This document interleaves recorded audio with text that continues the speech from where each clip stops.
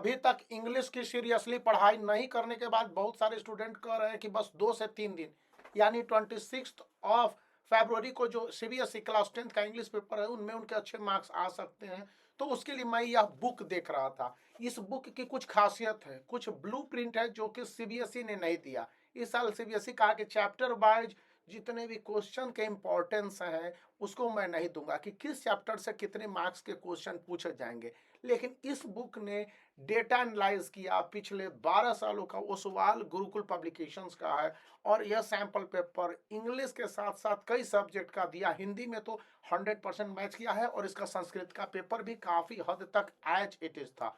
तो मैं जरा सा आपको ब्लूप्रिंट दिखला दे रहा हूं और यहाँ पर जो ब्लूप्रिंट दिया जा रहा है और इसको आप देखेंगे तो इससे आपको बहुत चीज का पता लग जाएगा कि आखिर स्टूडेंट को कौन से चैप्टर पढ़ने चाहिए और कौन से चैप्टर छोड़ने चाहिए। ये पूरी तरह से क्वेश्चन मार्किंग के साथ सब्जेक्ट ओरिएंटेशन की बात करता है। तो सीबीएसई के स्टूडेंट जो अभी तक बोर्ड एग्जामिनेशन की तैयारियों में जुटे रहे, मैथ को पढ़ते रहे, अधिकतर स्टूडेंट जो मैथ की पढ़ाई करते रहे और अब वे चाह रहे हैं कि इंग्लिश में कम से कम अच्छे मार्क्स आ जाए, क्योंकि इंग्लिश भी इक्वल इंपॉर्टेंस ऑफ मैथमेटिक्स और साइंस पेपर का है, क्योंकि 80 मार्क्स इसमें भी है। स्कूली लेवल पर मार्क्स मिल जाते होंगे, लेकिन 26 फरवरी 2024 को तो रीडिंग सेक्शन जो पहला सेक्शन होता है इसमें स्टूडेंट को ज़्यादा इंपॉर्टेंस नहीं देने हैं, क्योंकि इसके जो क्वेश्चंस होंगे ऑब्जेक्टिव टाइप वो तो वहीं पर अवेलेबल हो जाएंगे और उसके आंसर को आप बहुत आसानी से दे सकते हो।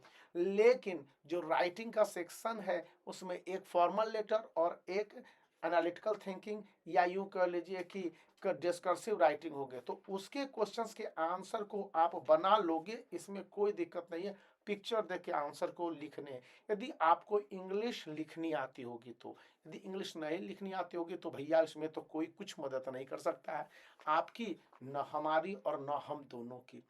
अब तीसरी बात आ जाती है स्टूडेंट के लिए कि स्टूडेंट के जो बोर्ड एग्जामिनेशन है और उसमें ग्रामर का सेक्शन, तो ग्रामर के सेक्शन में 13 क्वेश्चंस होंगे, 1 मार्क्स इच क्वेश्चंस, और उनमें से आपके एक क्वेश्चंस के अटेम्प्ट करने हैं। तो उसके लिए जितनी ज़्यादा प्रैक्टिस करनी है प्रैक्टिस कर लो। और लिटरेचर के चैप्टर्स जो काफ़ी इंपॉर्टेंट होते हैं, तो इस बार 2024 में 40 मार्क्स के लिटरेचर के क्वेश्चंस के लिए मैं आपको कुछ चैप्टर के नाम बता दे रहा हूँ, उनको आप पढ़ लीजिए यहाँ पर। इसके लिए मैंने ओसवाल गुरुकुल के 36 सैंपल पेपर वाला का सहारा लिया है। आप इस बुक को देख सकते हैं, शॉर्ट पीरियड है, बुक इंटरनेट पर अवेलेबल हो तो देख लीजिए।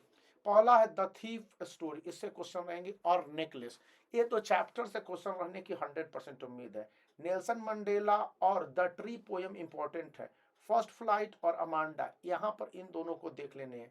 मिडनाइट विजिटर और भोली में से दोनों में से एक चैप्टर आपको समझने हैं कि किस तरह से है।